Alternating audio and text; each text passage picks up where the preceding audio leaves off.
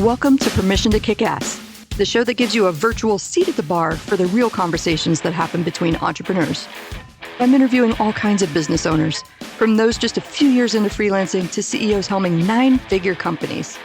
If you've ever worried that everyone else just seems to get it and you're missing something or messing things up, this show is for you. I'm your host, Angie Coley, and let's get to it. And welcome back to Permission to Kick Ass. With me today is Melissa Harstine, rhymes with pine. I said I wasn't going to say it, and then I did. Say hi. Hey. I love when I tell myself I'm not going to do something and then I immediately do it. Brains are dumb. Anyway, tell us a little bit about your business. Yeah, thanks, Angie. I love it. So I am a customer insights strategist, and I am really passionate about helping course creators understand their audience. Because I think what happens is that, especially when someone has launched a course multiple times, the audience starts to shift a little bit. And it could be, there's like things like the pandemic or the recession, just like bigger things in the marketplace, or maybe just seasons of life stuff. And like, they're just, there's different things going in their mind, different buying criteria. But it's really hard to see that from inside the business. And so what I do is I come in as a strategist and I find those gaps between what the audience wants and what the marketing assets are saying. And then by closing those gaps, it helps your ideal clients convert faster and helps improve sales.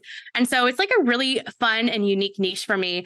I actually started out my career as a journalist and then later moved into like marketing and copywriting. But there's always just kind of been this underlying thread of going straight to the source and hearing, from customers, from an audience, what it is that they value, what they care about, what they want, and then kind of helping bridge the gap between that audience and then whoever I'm working for at the given moment over the course of my career. I love all of that. I was like furiously scribbling notes while you were talking about that. I love this concept of going straight to the source, even though I can admit as a business owner, that is like the most terrifying thing to do. I actually did it just yesterday when I reached out to someone and was like, my coach is asking me to interview people that have bought coaching sessions from me. Could I talk to you about a few things if you have a minute to hop on a Zoom call? I was very deeply uncomfortable, but of course, she graciously jumps in with, absolutely, I would love to help out. And so, I bring up that random story to bring up basically that point that it is very scary, right? To put yourself out there and get that criticism and that feedback from people and potentially not like what you hear from them. But also people genuinely want to help. And people generally, aside from like internet randos, right, that have a bone to pick with everybody in general, most people want to help and they don't actually want to destroy your souls, which is why most people suck at giving feedback because they actually give a damn. So like reach out, make it okay for them to give feedback. It's only going to make it better for them and for you. This is a good thing all around. I love that. Absolutely. And I've seen that in my own business. I struggle to practice what I preach. I do this for other people all day long, but I am just, terrified when I'm asking other people to give me the feedback that I need. But here's what happens, and what I saw for myself is that I was struggling to write like email newsletters in particular. That has always been like my pain point, and I think it's because for so long, I didn't know with enough clarity and specificity who my ideal client was and the problems that they were struggling with that I could help them solve. Right. Yeah. And so once I found that clarity for myself, all of a sudden it became easier to create my own marketing content, to have conversations. And again, it's like, I think for anybody who is good at some specific craft, like we can do it for others. It's really hard to do for ourselves. And that's just knowing that it's okay. Give yourself permission just to take your time, but like, you got to do it. You got to put on your big girl pants and just do the dang thing. Absolutely. And I think that's like my favorite way to get unstuck when I'm getting a little bit too in my head, right? Because you can't see, to circle back to what you said at the beginning, like when you're stuck in the bottle, you can't see the label, you're inside it, right? So my favorite question for getting unstuck in the absence of being able to turn to amazing friends and coaches is to go, well, what would I say to a client of mine who is going through the exact same situation? And I had that situation happen when I was going through a very troubling relationship dynamic with my best friend the other day, business dynamic that I was trying to consider. Should I split with this person? Should I keep going with this person? I don't know if I'm overthinking it, if there are other issues clouding it. I'm getting a little bit too in my head and I'm overwhelmed by other options. My best friend goes, so what would you say to the client in this situation? I was like, oh, you bitch. I love it when you turn it on me and I have to coach myself through this. This is fantastic. That's such great advice, and I definitely do that as well. And I think for me, it's really important to have like the time and space just to zoom out, because when I'm so caught up in the nitty gritty of like just getting through my to-do list every day, it's hard to really look at the situation objectively and like understand like what is the real problem here? Like, is it the fact that I can't find the perfect right word for this piece of website copy or whatever it is that I'm doing? Or is it the fact that I'm missing like this, I don't know, this key idea, this key concept? And, I think that just is so important to I think a lot of entrepreneurs are reluctant to like step away from the desk because, we've all been taught you got to have the 9 to 5, you got to put in your 40 hours a week. And it's easy to feel like, yeah, right. Like hustle, get up at 5:30 a.m. or you're failing. Right. But I think just like giving yourself that space is so important. I will, side note, unless I'm traveling on some sort of god awful early morning flight, I am never getting up at 5:30 in the morning. I am not a morning person. Y'all don't want to deal with me when I'm a morning person. And that is fine. Because I do business the way I do business and you do business the way that you do business.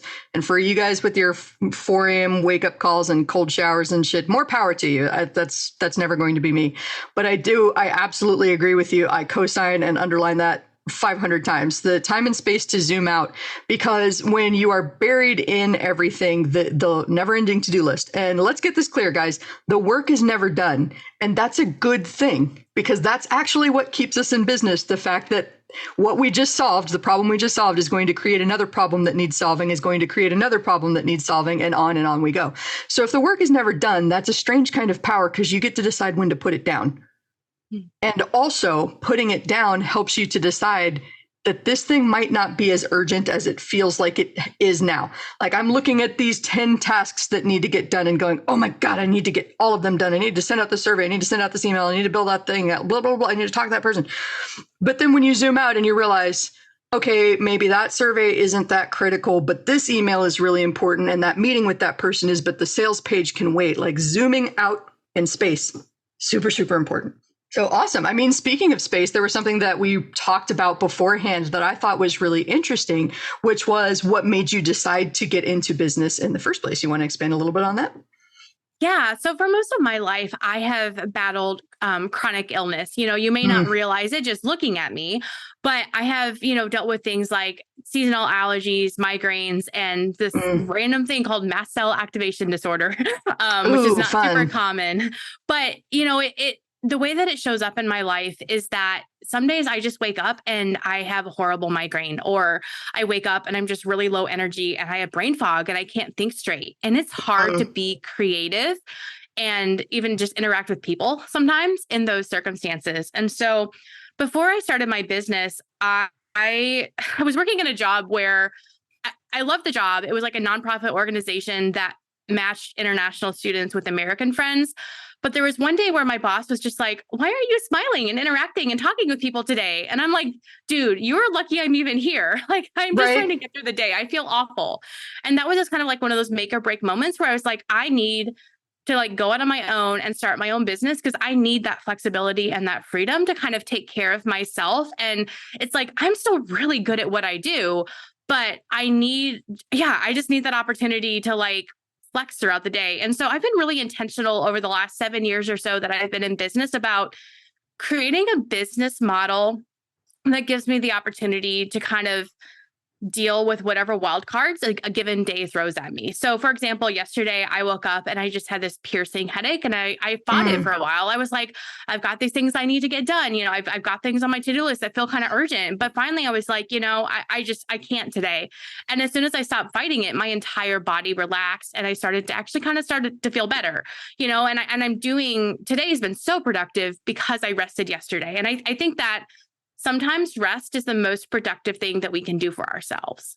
Absolutely. It is giving your body energy to fire up ye old brain and get those neural synapses firing in a way that we can't possibly do when we're kind of sitting in a chair and trying to force it and force it and force it, and it's not happening. It's really interesting to me because I don't suffer from a chronic illness, and, I can't even imagine what that's like. I do have severe seasonal allergies, and then I've got the added complication of what I have done to myself. Granted, this is woeful. So I travel a lot, and I'm often traveling with a cat. And anybody who has ever lived with a cat knows that sometimes the cat decides 3 a.m. pets. Now, that's what I need. So there are times where between travel or the cat or like anxiety or allergies or whatever, I'm having a low energy day too. And I will wake up that morning and just feel absolutely miserable. Something that really helped me and that I figured out through working with my coach was, okay, I could have different goals for different days. And if I wake up and I can tell already that this is a low energy day, what's the one thing that I'm going to get done today that will make it feel like I did something? I made one tiny step in that direction and I can rest now. And sometimes that one tiny step is acknowledging today needs to be a full rest day. Like I can't do anything and letting that be okay. But often I would just come up with something that was an incremental step forward. Maybe I will do a walk and talk on my cell phone. God bless technology these days, right? And I will brain dump a blog post or an idea for something and then go, okay, that's enough. Time to rest. And that always winds up with exactly the same thing that you said. The next day, the following days are that much more productive for it. So like, yeah, no forcing it. And I think that ties in really nicely to this idea of kind of hustle culture that we've developed.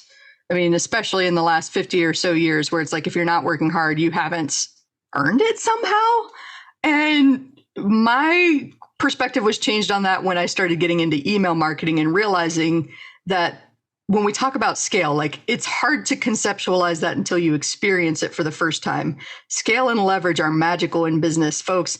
And if you can create something once, like an email sequence, and run it over and over and over again without really putting any additional effort into it, and it still brings you money every time you run it, wow, that's incredible. And that didn't require me to rewrite a new email sequence every time for it to work. And there are opportunities like that in your business all the time, everywhere. That's all I'm saying.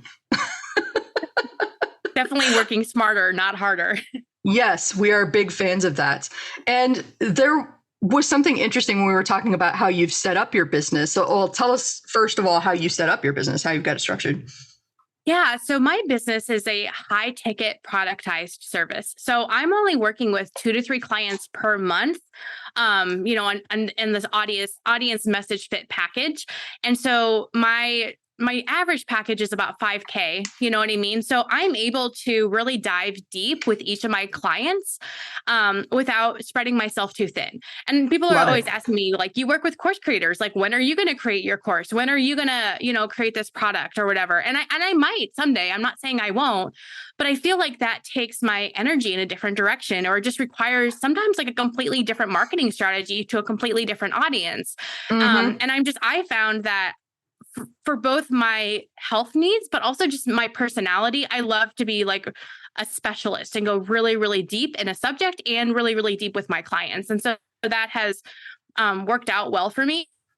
I know that when I first started my business, and entered the online business space, especially, I'd hear things like, you got to have your ascension ladder. You got to have your whole offer suite built out so that someone can start with this like low ticket product and move all the way up to this like 10K, mastermind, and whatever. And I know that works well for some people. And I've got a lot of friends that use that model, but it wasn't right for me. And for a long time, I didn't see other people like myself who were really diving deep like I did. And it was really discouraging because I felt like, what am I doing wrong? Like, should I, just questioning myself and my decisions. But I think having a really strong vision for what I wanted for myself and what I wanted my business to look like has helped me stay the course, even when things are hard. And even when my growth has been a little bit more slow and steady versus fast and furious, like some of my peers have seen. Yeah. I mean, I love this dichotomy that we have in business about like the one thing, while also kind of tacitly acknowledging that there are multiple ways. There is no one path, but we love to pretend like the next shiny object that we stumble across is going to be the one thing that fixes us all. And I think it's really incumbent on us to get to know ourselves really well and to get to know our people really well, like you said, because we can find creative solutions and ways to build our business. Not everybody's business has to look the same, guys. You could be a freelancer for 30 years and be a damn fine business person and do exactly what you need to do. If you want to create passive revenue, great. If you want to just keep working with people one-on-one, great. Like, there is no one way to success, and it drives me nuts when people prescribe it. The reason why there are so many people out there sharing their one thing is because they all work. to some extent. So we've got to figure out which one works best for us. And for you, that's why I really wanted to ask that and dive deep into that. So thank you for indulging me. It's like you can absolutely make the decision that I want to work with 2 to 3 people a month, super deep, so that I have the flexibility and I really just like the high touch work. There are a lot of people that are going to say that's a super risky move. You're putting all your eggs in one basket and all that stuff. But the reality is, when you're looking at somebody's situation from the outside, you never have all the data. You just got, and especially as us as business coaches know, like I don't like prescriptive because I don't know what somebody's set up. I've worked with clients who have independent wealth and this business idea has just been a long dream of theirs. They can afford to do whatever the hell they want. I've worked with people who have saved up for years to be able to start this business, so they can make some risky decisions and some risky moves that maybe I wouldn't make because my situation is different. So like, there's something for everybody. That was a big long rant. Absolutely. And I think there's trade-offs with every business model. You know what I mean? Absolutely. And so, and I've seen a lot of, this is probably overgeneralizing, but I feel like lately I've seen a slew of really successful, leaders of 7-figure businesses that have either quit or they've taken sabbaticals because they're in burnout. And I think sometimes that's what happens when you have a really big thing and you grow so fast that you don't have time to put the structure in place to support it, is that something ends up flaming out, and it's often you. And I know, because I've been through burnout in the past and with my health, I'm like, I know from day one that I am going to try to avoid burnout at all costs. And so, just being aware of the fact that for me, all my eggs in one basket, I've got to have a healthy emergency fund. I've got to run a lean business, and keep my operations, constantly looking at my software and seeing, am I actually using this? Can I switch to an annual plan? Do I need to switch from an annual plan back to a monthly plan because I need this, chunk of $400 that I've saved up for something else? Just being really aware of that goes a long ways. I love hearing about that, because that's probably the biggest drum that I bang with all of the people that I have coached in business is emergency fund, emergency fund, emergency fund. Also known in my mind, well, actually I have 2. One's called an emergency fund and one's called an FU fund. And it stands for exactly what you think it stands for. It's the freedom to walk away from any client or situation that is driving me nuts, is a drain on my mental health, is just otherwise not working for me. And that's when I find that things, and look, you start where you start. If you don't have one, great. Put $1 away at a time. Where like you find $5 on the street, it's not for spending, it is for saving until you've got something that can cover you in this situation. But having that there is power. It is power and it is freedom. And things really only start to get desperate when you don't have that agency to walk away. And then the clients can, I said it before, but desperation is a stinky cologne. And the unsavory types of clients and customers can smell that, even if you think you are hiding it incredibly, incredibly well. And they will pile on because they know they have the money you need, and therefore they have the power. So put money in savings. That is you taking back your power. End rant. I love that. I love that so much, because I've definitely seen some of my pain in the butt clients have come from those moments when I'm desperate and I'm like, I'll just take anyone that wants to pay me. Yep. And I'll ignore every red flag, or I'll say, oh no, I'll come up with a plan to deal with that. And then I'm kicking myself after dealing with them going, I knew from the moment I signed them on that this was going to be a problem. Yes. So actually, I would love to, I'm going to throw you a curveball on that one. How do you deal with folks like that? Like, have you developed some systems to help you navigate that? Do you know, like, how quickly do you know somebody is going to be a pain in the butt? Tell me more about that. Thankfully, I haven't run into that situation in a while. I think the way that it shows up in my current business is that I'll just use as an example. Like March and April this year, 2023, were slow sales months. I think it was for a lot of people. And I think it actually is, if I'm a little bit of a tangent, I think it was a lag indicator where last fall sales were way less than people expected. So less money was being reinvested this winter and spring. Therefore, I mean, everybody's kind of feeling that pinch.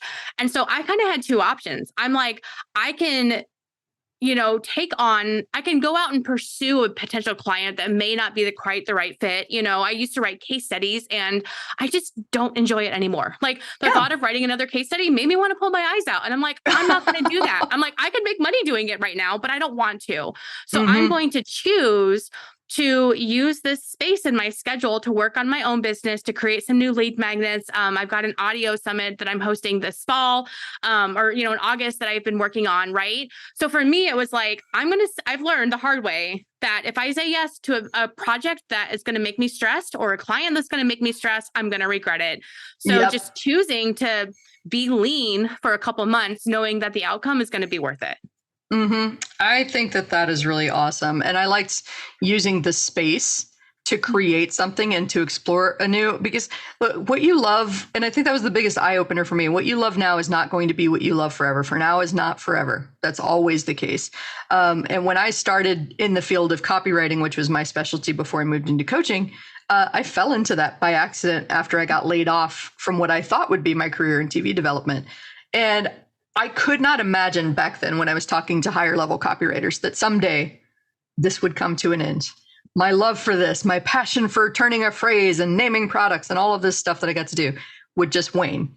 And so I would see these folks growing in their careers, taking on bigger and bigger clients, creating their own products, and then eventually just dropping out altogether. But that's the beauty of this too, because there are people at all stages of development in business. And this is why we talk about building your network, because as these people move up and out of the industry, they're going to be pulling you up with them, referring their clients to you. You can step up into a bigger role and now pass off the role that you just vacated to someone else who's an up and comer. Like, I love all of this. We're always growing and changing and evolving and becoming new people. And that's okay. It's okay to have a little bit of an identity crisis and a freak out, and then just like use the time and space to channel it into creating something new. Love it. Absolutely. So what's your favorite part about digging into this kind of information? Because I know that a lot of people wig out about this whole ideal client avatar thing. Yeah, I honestly I love connecting with people. At the root of it, it's like, I love hearing people's stories. And I've just been amazed at how much people will open up and share with me, like a complete stranger, over the course of 30 minutes. And I think that's like one of my kind of just skill sets, is building trust very, very quickly. Love and so that's really fun for me. But then I think also knowing what a big impact it has for my clients when they are able to close these gaps in their audience message fit. Because, as we alluded to earlier, getting this type of feedback, doing this work is scary, because it's like you're asking people to give you a grade, or it's like you get all this feedback and, oh shoot, now I have to overhaul all these things in my business. I'm realizing my sales page needs to be redone. I need to rethink my funnel, like whatever those opportunities are. Like, it takes a lot of work. It's not a quick and simple thing. But I also feel like when you have your audience message fit dialed in, it is a foundation that can serve you for years. Yes, Absolutely. It may shift a little bit, but if that foundation is not there, like, you're going to see the cracks. You're going to see the impact on your sales and your conversions. And it makes such a big difference for the people who take the time to do it. So when you're talking to people, do you work with the same client multiple times? Is that a one and done type thing? How do you structure that? It's a little bit of both. My primary package is just like a 6 weeks engagement usually, but as I'm auditing their marketing assets kind of at the beginning to kind of see, like, who are you speaking to? What messages are you putting out? We often identify multiple problems. And so then we do continue to work together. Maybe the first set of 10 to 20 interviews is like, we're going to really focus on this because it's like the highest priority thing. And then later we're going to come back and address the secondary issue once we get this first thing out of the way. Oh, I love that concept of getting the clarity and then like revisiting these conversations over and over and over again so that you can always stay in touch with people. Because it's so easy, I think, to get caught up in this like almost over analysis where we sit back and go, I've got all the tools, I've got all the strategies. I know my audience really well, so I'm just going to think about it for a little while. But maybe also listen for a little while, because you might hear something really interesting that even renews like your passion for this and brings it a new freshness. So, man, this is all great. Like, okay, going through all of my notes here, trying to find. I wanted to ask you about the debriefing process, because you mentioned that before we started calling. And I know that in and of itself can be super uncomfortable. I know I've been through that recently with a live events. And when we're looking at all of the things that didn't quite go to plan, it gets a little bit uncomfortable, verging on folks getting defensive. So tell me a little bit about debriefing your way. Yeah. I think that sometimes what I see happening is course creators will gather all the data and maybe look at it, but they're not sure like which information, they're not sure how to separate the signal from the noise. They're like, oh, what do I do with this? How do I actually take this information and make a really strategic decision for my business that's going to improve the outcomes of my next launch without like wasting time on money on something that's just going to be incremental gains? You know what I mean? And so part of what I'm actually doing is, as we alluded to, I'm hosting this 4-week async audio event in August called Your Next Launch is Only as Good as Your Last Debrief. And so I'm going to be interviewing course creators like Jordan Gill, Abigail Pumphrey, Emily Reagan, Parker Stevenson from Evolved Finance, Tasha Booth, to really understand how did they do a debrief? What are they looking at? You know, are they just looking at the numbers? Are they talking to their students? Are they doing interviews? And then what has happened to help them really make better business decisions? I think at the end of the day, like that's the thing that I'm most passionate about is how do we make better decisions based on data, not just a hope and a prayer. Yes. And I think because for fear of having our feelings hurt or our hopes destroyed, that we kind of go with our gut and all of our flawed assumptions versus looking at that data and being gentle with ourselves and understanding, well, I'm not in another person's head, so it's okay if I don't entirely know what they're thinking and I'm making my best guess. It's okay. It's okay. Well, you know what's so funny, Angie, as I hear you saying this, is like, I can talk about doing this for other people and it just feels very like objective, right? But as soon as you put it back on me and I'm like, oh, I don't do that. No, I do get like scared shitless of like, oh yeah, right. I know. I mean, like I've been a marketer for a long time and I know that this is a best practice. And also it's so funny that I was doing this just the other day, reaching out to somebody. I don't know. Could you please talk to me about this coaching that I do and maybe tell me things that I could improve upon? And I'm very uncomfortable with this. And so recently, you know, I know it doesn't look the most professional, but I've just gotten comfortable with telling my friends, look, asking makes me very uncomfortable. And I am just going to ask anyway, because I know that if you are available to help and you want to help, you will. And that if you're not available to help and you don't have the capacity to help, you won't. And I am not going to have my feelings hurt either way. But and like at the risk of over explaining, I'm stopping this habit of mine of making decisions for other people. And I'm just going to ask and let you be the adult that tells me yes or no. Because you know what happens when you assume, right? Yep. Makes an ass out of you and me. I didn't anticipate singing that today, but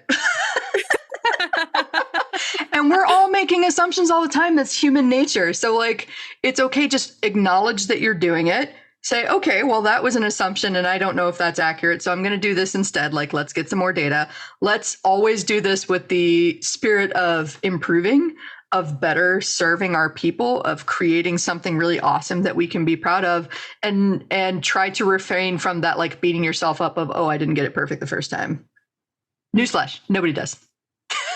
And I think as we grow as business owners, we start to learn how to separate our personal identity from our business identity. Yes. I think that's been something I've been reflecting on a lot this spring, is like trying to understand like who is Melissa, the person, and who is Melissa, the brand, and what am I choosing to share publicly about myself? What am I choosing to not share? You know, and I think that's like a really big growth point for a lot of people of, you know, and it goes back to getting feedback as well. You know, it's like when we first start out, like everything is like so, because especially as creatives, our work is so closely tied to our self-worth and our ability to perform or please people or like whatever that is. I'm talking about myself here, but you can insert your own hang-ups. Oh no, almost every entrepreneur I've ever met in my life, and I've met a lot, feels the exact same way. They are deeply tied in their identity as a business person. So like, I'm so glad you brought this up. Keep going.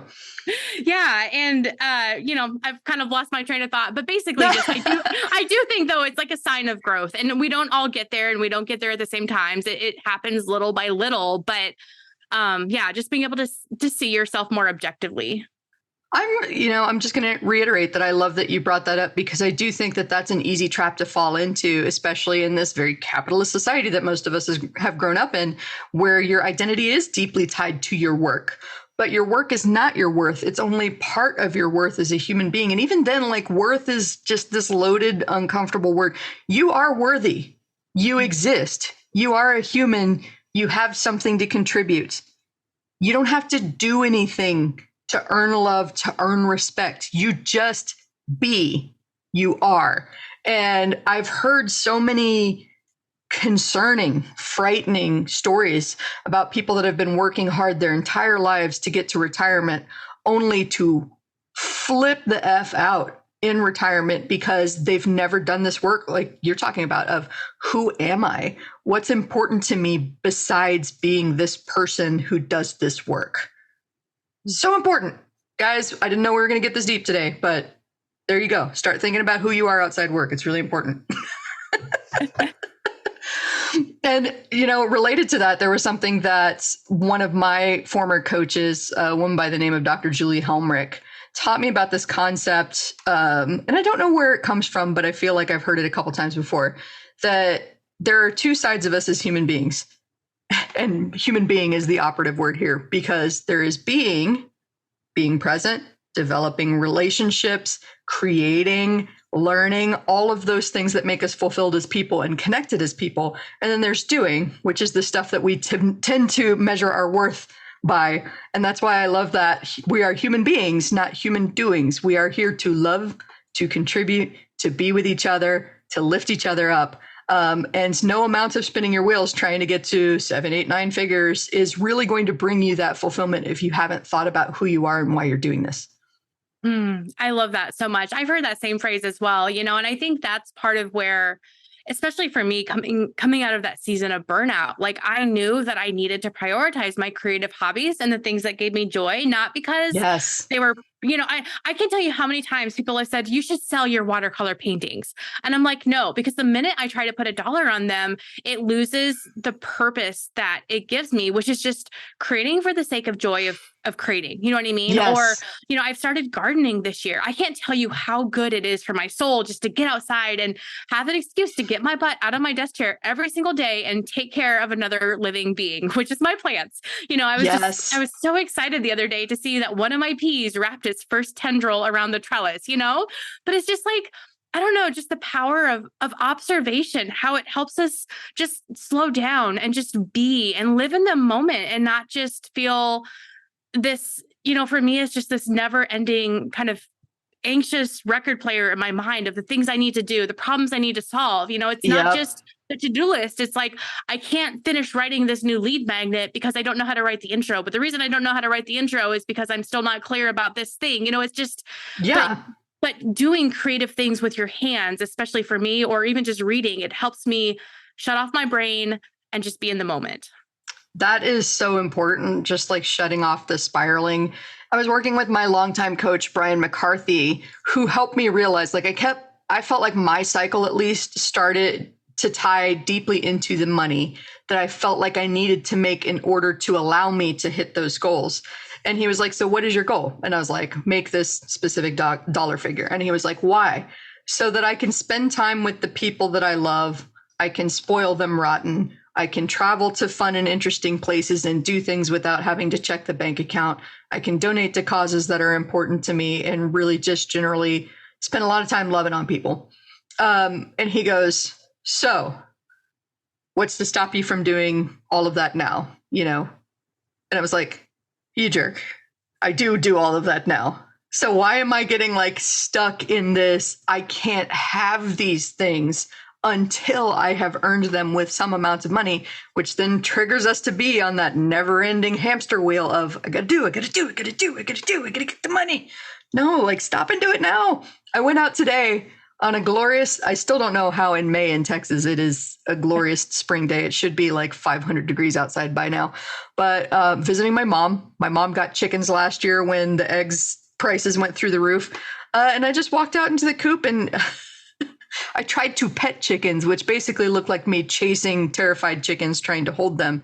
But that was just a moment of joy that I needed in the afternoon to pick that energy right back up and get back to creating. I love it. I wonder also, how much of this ties back to the model that we've seen growing up of, you work for one company for 30, 40 years, whatever it is, you retire, and then you do all the things. Then you start living. Then you go out and travel and do things with friends, right? I think there's space for both. I really believe that we can work and have a good life now and earn good money while still enjoying these things that do bring us a lot of joy. I mean, maybe for some people, it's going to a packed out concert. Like, that's not my thing. Yes. I just love the quiet life, but just making space for that is so important. We don't have to wait till we're retired. The career is dead. Long live the career, which can be anything that you want it to be now. And that's cool because, again, like building up that emergency savings, that's taking the power back into your hands. You don't have to stay with one career or one company for your entire life going, well, they're only going to give me a 6% raise and inflation is up now and I can't afford my apartment anymore. Oh gosh, I went through that once when I still worked in corporate and, talk about the email marketing thing. I wrote it in an email sequence that generated almost $10 million in sales. But when I'm taking these wins to the company and saying, here are all of the reasons that I bring value to this company and I think I deserve a raise. And they go, 6% is all we give anybody. I'm like, even people who make you this much money. Noted. I think I can make this for myself. Thank you very much. Well, and I look at my husband who works for a local university and I feel like his reward for doing such great work is doing other people's work too. You know what I mean? He doesn't get a raise. He just is like, well, you're the only person in your department that's working this hard. So we're going to fire this person and you can take on all their duties. And it's like, where's the fairness in that? Yeah. Or their duties could just not get done because you could hire someone else. Boundary. I had a conversation earlier where we were talking about someone who calls herself the boundary boss, which I'm not familiar with. And I also kind of take issue with that positioning a little bit. I think a lot of folks, we're going to go on a boundary side tangent here. A lot of folks think of boundaries as laying down the law like Dwayne Johnson style, like this is how it's going to be. And you will not cross this line or you will get a beat down. And that is not boundaries. Boundaries is, again, I love the whole theme of this conversation is about knowing yourself and what you need to do your best work. And so I need to be in a space where I'm not answering pings and texts and emails all day. I turn off my notifications. I tell my clients that my notifications are turned off and that I will respond to them as soon as I'm able, usually within one business day. Sometimes stuff happens and I don't get back, but I've seen it. I've heard it, barring a glitch. I will get back to you. I'm thinking about you. And most people don't have a problem with that. I block off my calendar so that people can't schedule random calls all the time, and that I'm not task switching. I'm looking at my calendar today, and I've literally got 7 back-to-back-to-back calls. But that's okay, because that means today I'm preserving my energy for showing up and hosting good calls, and I'm not beating myself up for not being in writing mode, different energy on different days. I don't know where I was going with that thought, but seemed good. Absolutely. And I think, again, all those things that you just described feel luxurious. And for me, I often take a 90 to a 120 minute lunch break. That's a long time. But what I do is I make myself a home cooked, allergen friendly meal and I go watch TV. I go sit outside. I do something just to give my brain a break. And then I come back for either another deep work sprint in the afternoon or just doing admin stuff if I'm tired. But again, we don't have to wait until our business hits a certain point to be able to add those small luxuries into our daily schedule, especially if it does let us show up and serve people even better. Amen to that. My challenge to everyone listening here is, what are you telling yourself you can't do until you hit some imaginary goal that you might not have even defined for yourself? And that's not a judgment. That is me sending all kinds of love to you, because I did that myself too. I had always fantasized about this long, luxurious morning routine where I didn't have any calls. I didn't have to jump right into any work. I can drink my coffee. I can listen to my Ella Fitzgerald radio and just kind of decompress and slowly wake up, and not people. I don't want people first thing in the morning. And I just had this story in my head about when I would have earned the right to do that. What marker for success means that I can do this now? And then one day I thought about it and realized I never set a number or criteria. I'm chasing after this finish line that is a mirage off in the distance because I don't even know where it is. I think I'm going to start today with my long 2-hour routines. And then that led to me adjusting my calendars to blocking off all calls every single morning. I don't have morning calls. Then that led to me blocking off Mondays and Fridays for calls. I only do calls on Tuesday, Wednesday, Thursday. That, just learning yourself and how you do your best work and creating those rituals for yourself now long lunches, afternoon naps, walks, workouts, yoga, whatever it is. Build it in now. You don't need to earn it. Do it. Do it. It's important. It's important. It is not an indulgence. It's important. It allows you to show up and do your best work. So this has been fantastic. Thank you for letting me take us on so many circular rants. I appreciate the hell out of you. Tell us more about your August event, where we can learn more about this customer deep dive. I know I'm taking notes on that because I might need you soon. Yeah, absolutely. So you can learn more about my business at melissaharstine.com. And if you visit melissaharstine.com/debrief, you'll learn more about this event that I'm hosting in August. As I mentioned, it's called Your Next Launch is Only as Good as Your Last Debrief. It'll be 4 weeks asynchronous, so you can just listen in whenever you want. There'll be a couple podcast episodes that drop every week with these course creators talking about how they do debriefs and the outcomes of it. And then I'm also going to have like a private Voxer group as well that people can drop into and just join the conversation and take it deeper. Because as I said, I love relating and connecting with people. And I really think that the strength of our business is directly correlated with the strength of our relationships. And so that's what I'm trying to facilitate here. So again, melissaharstine.com/debrief. Awesome. I'll make sure they have clickable links in the show notes. Thank you so much for showing up today. This was such a fun show. Yeah, thanks, Angie. That's all for now. If you want to keep that kick-ass energy high, please take a minute to share this episode with someone that might need a high-octane dose of "you can do it." Don't forget to rate, review, and subscribe to the Permission to Kick-Ass podcast on Apple Podcasts, Spotify, and wherever you stream your podcasts. I'm your host, Angie Coley, and I'm here rooting for you. Thanks for listening, and let's go kick some ass.